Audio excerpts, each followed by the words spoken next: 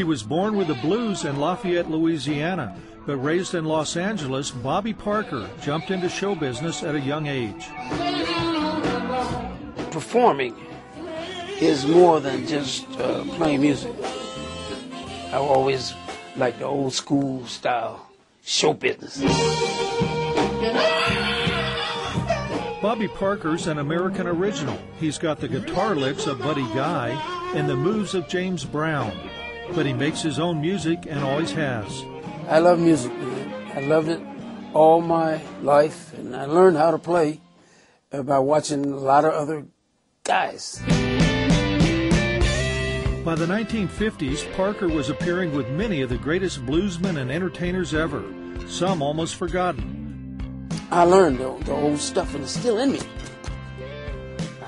I've got to use it. He spent time making music with pioneers who became legends: Chuck Berry, Little Richard, Sam Cooke, Fats Domino, Bo Diddley. He's doing a herringbone. Wop-a-doo-wop-a-doo-wop. And he had a sound there that nobody else was doing that. But 4 years later, the music died. Buddy Holly, Ritchie Valens, and the Big Bopper killed in a plane crash. Parker was on the same tour. When we got that tragic news, the bottom fell out for a day or two. It took a lot out of us on that tour. But we got it together and went on. Parker says he has to reinvent himself every few years to stay in the game. He's never become a big star, more often the sideman or mentor to others. He feels he's been overlooked. A lot of people ask me, you haven't gotten your just due yet. And they're right. As you grow older and more subtle in this business, you kind of get left out. I think it's not fair, but that's the ways of the world. On a recent Saturday night in Washington, D.C., where Parker makes his home, he still packs them in at a local blues club, Madam's Organ, drawing fans old and young. We try to keep the music so it's hot, jumping and rocking. Parker says the ups and downs of life are what the blues are all about. It's not necessarily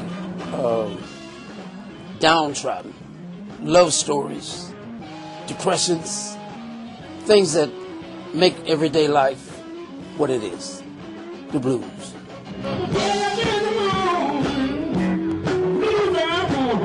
The old tradition, soul grooves for singers, is let the music come by you.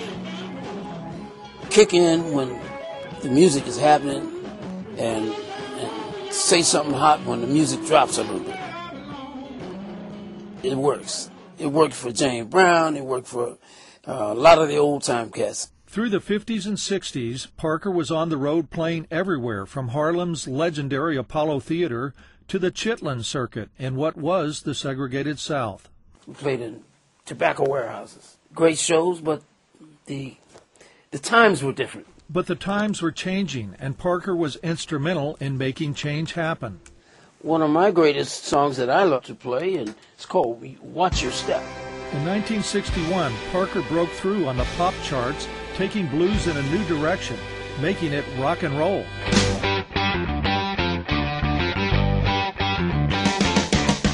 Watch Your Step became a crossover hit on the eve of the British invasion. Everyone was listening, even the Beatles.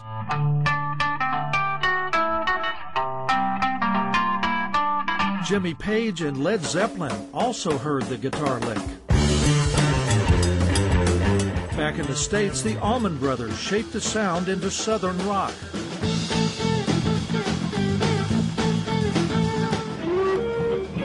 Parker's blues rock guitar influenced British legends, including Eric Clapton, Steve Winwood.